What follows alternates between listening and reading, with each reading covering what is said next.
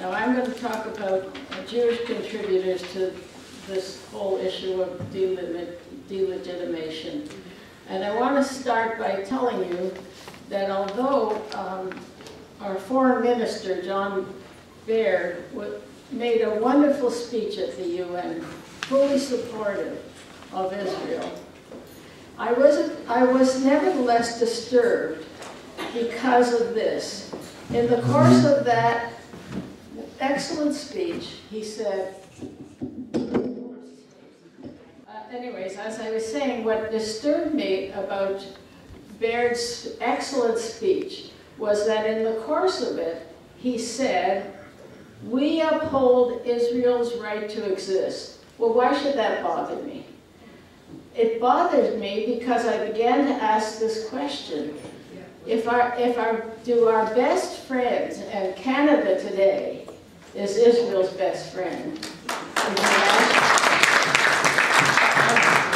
If Israel's best friend has to aver that he supports Israel's right to exist, has the delegitimation permeated, seeped through the international sphere to such an extent that it has to be expressed, it has to be affirmed, even by the best friend. And that wasn't the only time it happened. I'm going to talk about my subject, but I have to say that this is what begins to concern us about this subject.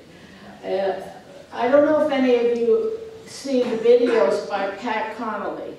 Some of you know. Yes. In this most recent one, which, by the way, I think he should be in charge of PR for Israel. In the most recent one, he also asserted that he believed in the right of Israel to exist. So that becomes it's a very relevant topic for us today to consider this issue and its permeation. Now, for me, I'm going to talk specifically about the Jewish participants who contribute to this process of delegitimation. In order to do that, I want to first focus on the reason, the seeming need for Jews who demonstrate against Israel to openly and publicly start with a declaration of their Jewish origin. And I'm reminded of a very early case of this. I worked at York University. And a colleague at York University, and I'll name him because he named himself, Leo Panich. He was in the chair of the political science department.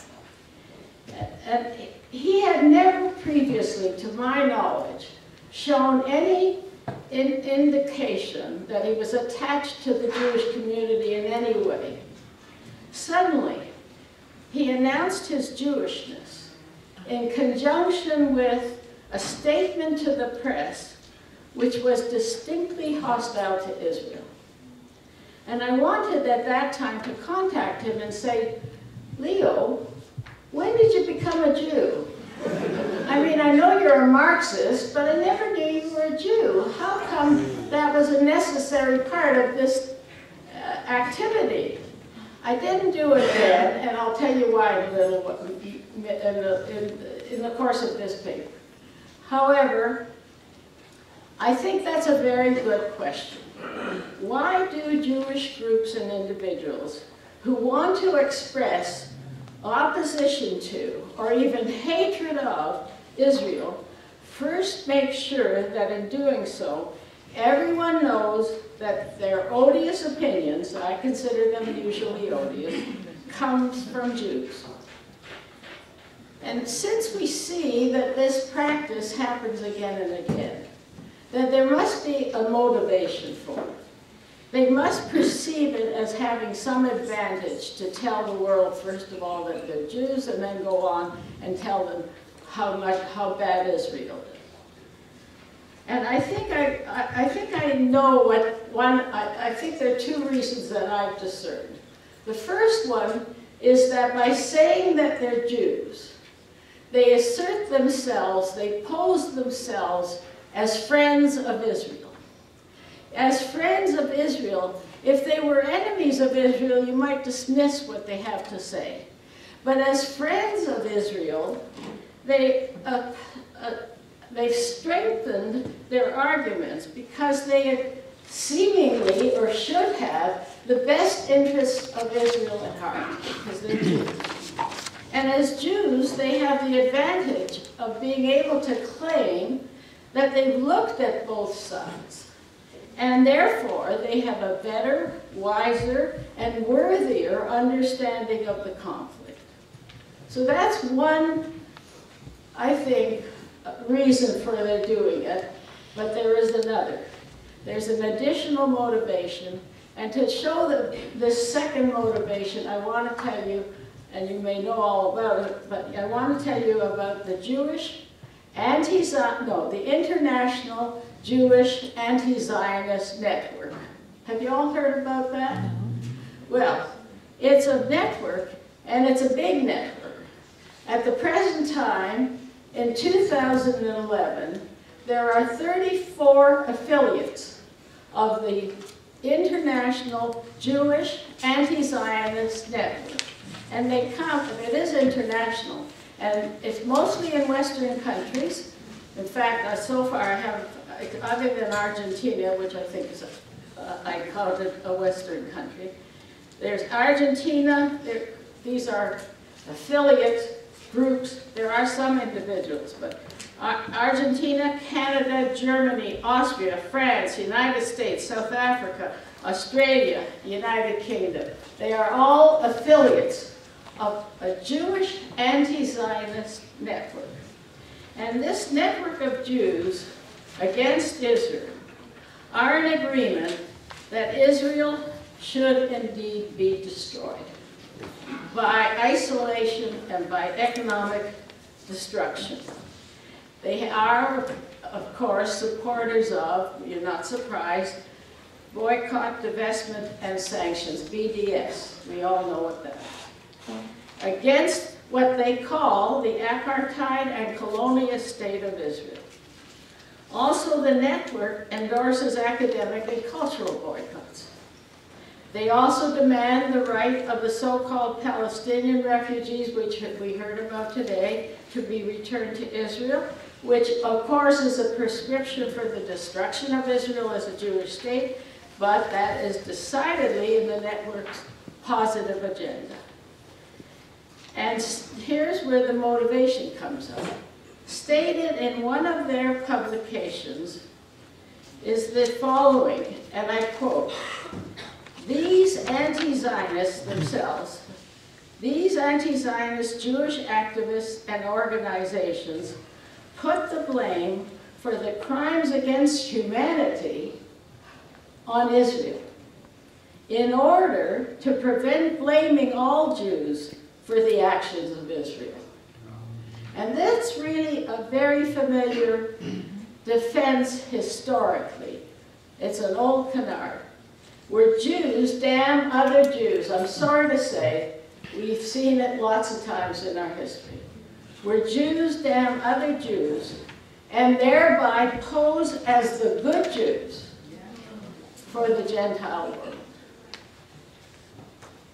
These groups and individuals who've signed up with the International Jewish and the International, I'll just call it the network, please, okay, who've signed up with the network have to be recognized as part and parcel of the harshest Jewish opponents of Israel. Now, there are, however, Jewish organizations that seemingly are not as harsh and have the best interest of Israel at heart, yet they still may be contributing to the delegitimation of Israel. And I'm thinking of J Street. J Street seems to be a pretty benign organization. It calls itself the political home for pro-Israel and pro-peace Americans. It operates as a federal political action committee, which he's entitled to, and it primarily helps members elect candidates who reflect their values. Now there's the nub. Because the values that they express are often very damaging to Israel. For example, in the current promotions of J Street, they press Congress not to cut funding for the Palestinians, regardless of their actions at the United Nations. They're also against the construction in Givat Hamatos in Jerusalem. They're undoubtedly supporters of Obama. And there are many American Jews who would find this very attractive and appealing. But in my opinion, and the opinion of many others, Obama has not been a good friend to Israel, and can become, if he is re-elected for a second term, I'm afraid he can become a real enemy of Israel, because he won't have to worry about the re-election. And it is not for nothing. The first time I heard about J Street, I don't know about you, I guess I really do sort of keep involved. I never heard about J Street until Obama had a meeting with representatives of the Jewish community. And he invited this organization called J Street. And he did not invite B'nai B'rith, representative who had been around for 175 years. He did not invite the American Zionist organization. He invited this organization that seemingly came out of nowhere, but I understand right now. I subsequently became very aware of why he was attracted to and wanted to promote J Street, which he does. Okay, so what about those claims by Jewish anti-Israel, anti-Zionist activists that they have balance in their approach, that they see the issue from both sides? Well, the real problem is that there's every reason to believe that that claim is false. Why? Because to the utmost extent in my examination of this issue, these Jewish groups and individuals are subject to a leftist ideology that dominates, and in my opinion leaves very little room for objective thinking. And it's, I must say, there's a question that I've been asked many times: why? What has happened? Why is the left against Israel? Excuse me.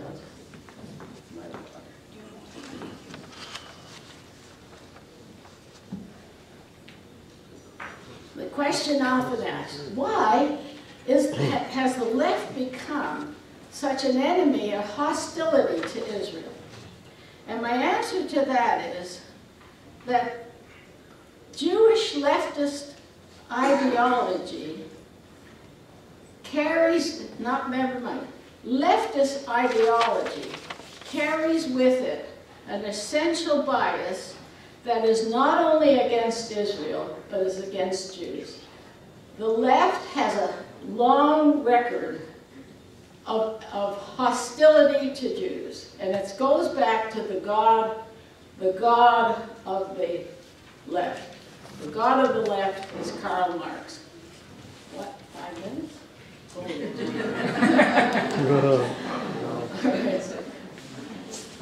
Well, I will just say that Professor Small, Karl Marx was a virulent anti-Semite, and you can read his On the Jewish Question about that. But I have to bring up the fact that Professor Small just talked about the genocidal view that the savior of the world is if the Jews would disappear. Karl Marx said that.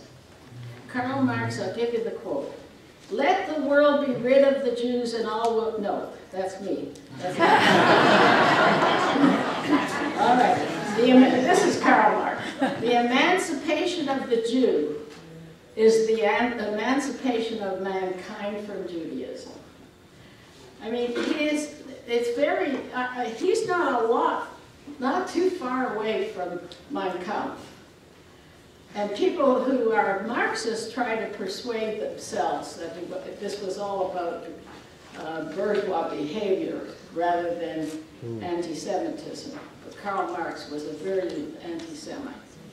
And I will just tell you why. I said I'd come back to Leo Panitch, and then and the reason I did not call Leo Panitch on that issue was because Irving Abella, who knew him better, said, oh yes, he does have a Jewish identity. His family comes from Ujpo. Does anyone know Ujpo? United Jewish People's Order. Oh, yeah.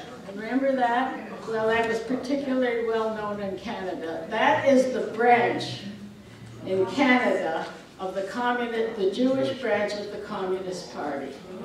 And the reason there was a Jewish branch of the Communist Party is that the Communist Party was as anti-Semitic as every other aspect of Canadian society, where a Jew couldn't work in a bank, a Jew couldn't an engineer get a job, the universities wouldn't hire Jews. This was not unusual. So the Communist Party was at least as anti-Semitic as the rest of the society. So Jews formed their own branch. And in the course of their operation of the branch, to prove themselves worthy of their fellow communists, they showed that they were not really like those other Jews. They were not Zionists. They were not traditionalists. On Yom Kippur, I could tell you this personally because it happened in my life, in my home area.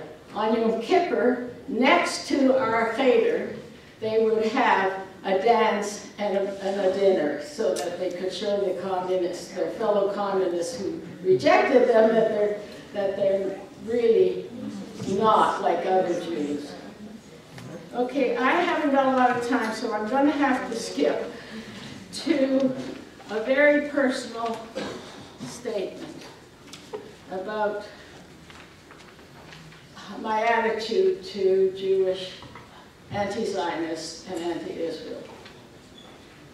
When Palestinians and their Arab allies distort the Israeli case, lie, deny the Jews' historical rights to the land of Israel, or mount a false campaign connecting Israel to the apartheid regime of South Africa, I'm angry, and I'm disgusted. And I know I have my work cut out for me, and I think it's for all of us, to correct the falsehoods, to tell the true narrative about Israel. But when Jews do exactly the same thing as their Arab soulmates, I'm not just angry. I'm white with rage. To explain, let me tell you why, explain my reasoning. And I give you an analogous story. I look around this room and I can see that there are people here who do remember the Second World War and maybe remember Lord Haha. Well, Lord Haha broadcast from Germany, he was British, telling lies, enticing British citizens to undermine or even betray their leaders, in order to weaken the resolve of the British people in the Battle of Britain and afterwards. Millions of people both in Britain and in Canada and elsewhere, who were fighting that war, would have gladly strung him up because he was a traitor. And in fact, after the war, he was strung up. He was captured. His name was William Joyce. He was captured and hung for treason. And also, in the course of the time I didn't have time to tell you, Stephen Plout characterized the anti-Israel professors which Barbara Kay will be talking to you about. He characterized that as the fifth column in Israel. Those anti-Israel professors are a fifth column. And the reason that I agree with that is because I agree that fifth column means that they are traitors. And in war, we have to fear the harm that traitors can do, because their goal is to assist the enemy. Now let me make it clear, we all know it. Israel is at war.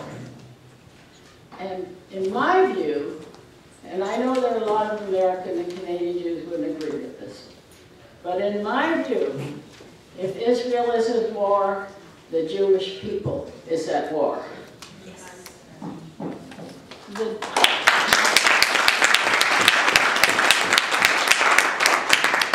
Now this whole issue of the delegitimation of Israel is a war.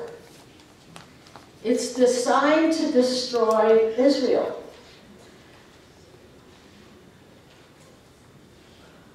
I don't know how else you can characterize a movement that is designed to destroy Israel than war.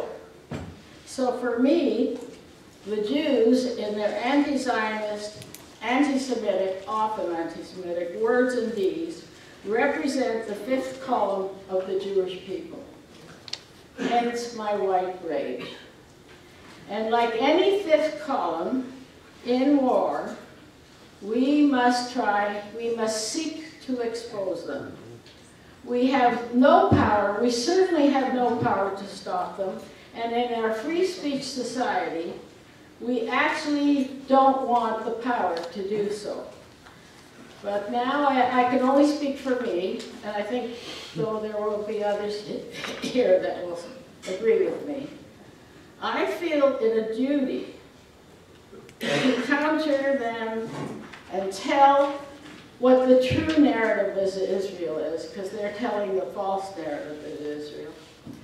And it is also a duty to expose who they are and what are their true intentions. That's my duty. And that's what I think CIJR is all about.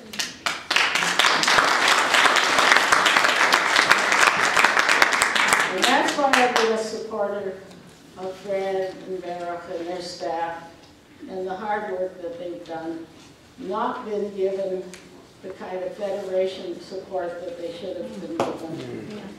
I've been with them from the day they started, and that's why I'm here.